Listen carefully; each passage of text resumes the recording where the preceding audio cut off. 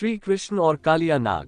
बाल्यपन में भगवान कृष्ण ने ऐसी लीला दिखाई जिससे कालिया नाग का घमंड चूर चूर हो गया। जब भगवान बाल रूप में मैया यशोदा के साथ गोकुल में रहते थे तो गोकुल में बहने वाली यमुना नदी में ही कालिया नाग रहता था। वह इतना ज्यादा जहरीला था कि उसके विष से यमुना नदी का पूरा पानी काला पड़ चुका था, जिससे गाँव के लोग और पशु पक्षी उस जहरीले जल को पीकर मरने लगे थे। पूरा गोकुल इस समस्या से परेशान था। इसी डर से गाँव के लोग अपने जानवरों और बच्चों को नदी की तरफ नहीं जाने देते थे।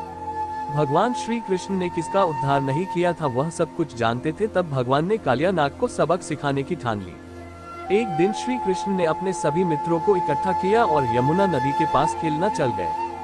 सब डर रहे थे, लेकिन कृष्ण ने सभी को सांत्वना देते हुए कहा, मैं हूं ना, कुछ नहीं होगा। सब कृष्ण की बात मानकर गेंद खेलने लग जाते हैं। तभी अचानक श्री कृष्ण गेंद खेलते खेलते यमुना नदी के किनारे पहुंच गए, जिससे उनकी गेंद नदी में गिर जाती है। गेंद की वजह से खेल बीच में ही रुक गया। अब गेंद लाने के लिए कोई तैयार नहीं हो रहा था, क्योंकि सबको पता था कि कालिया नाग नदी में रहता है, इसलिए कोई भी जाने को तैयार नहीं हुआ। तो कृष्ण ने कहा, गेंद को लाने में ही जाऊंगा, क्योंकि मैंने ही उसे नदी में गिराया है। सारे मित्रों ने उन्हें ऐसा करने से रोका, लेकिन श्री कृष्ण ने किसी की बात नहीं सुनी और नदी में छलांग लगा दी। काफी देर हो चुकी थी, फिर भी कृष्ण नदी से बाहर नहीं आए। तब सारे बच्चे बहुत ज्यादा डर गए और भागते हुए मैया यशोदा को जाकर पूरी बात बताई, जिससे मैया यशोदा डर के मारे रोने लगी और अपनी सूझबूझ खोकर नदी की तरह दौड़ने लगी। पूरे गांव में हड़कंप मच गई थी। पूरा गांव मैया यशोदा के पीछे पीछे भागने लगा। नदी में कृष्णा को देखकर कालिया नाग की पत्नियों ने कहा, ये लो पुत्र, तुम्हारी गेंद और जल्दी यहाँ से चले जाओ। अभी हमारे पति गहरी निद्रा में हैं, उनके उठने से पहले चले जाओ। लेकिन भगवान ने जाने से मना कर दिया और उन्हें समझाते हुए कहा, मैया गेंद तो बस एक बहाना है, मैं आपके पति से ही मिलने आया हूँ, मुझे कुछ भी नहीं होगा, आप लोग घबराएं मत। तभी कालिया नाग जाग जाता है। भगवान उसे चेतावनी देते हुए बोलते हैं, अगर अपने प्राण सही सलामत चाहते हो तो यमुना नदी को छोड़कर कहीं और चले जाओ। श्री कृष्ण की बात सुनकर कालिया नाग बोलता है, मैं तुम्हें चेतावनी देता हूँ, यहाँ से चले जाओ, नहीं तो मेरे जहर से बच नहीं पाओगे। दोनों में भयंकर युद्ध शुरू हो गया, जिससे देवी देवताओं भी डर गए थे।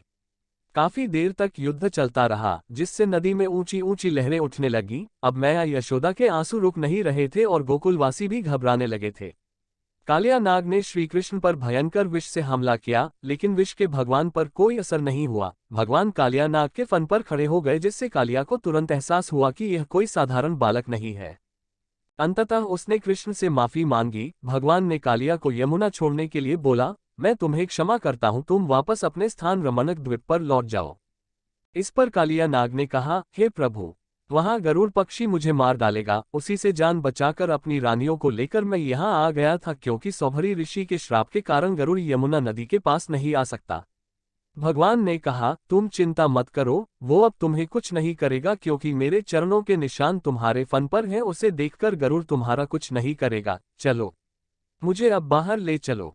कृष्ण की आज्ञा लेकर कालिया भगवान को अपने फन पर उठाकर पानी से बाहर आ गया, जिसके बाद श्री कृष्ण कालिया नाग के फन पर नृत्य करने लगे।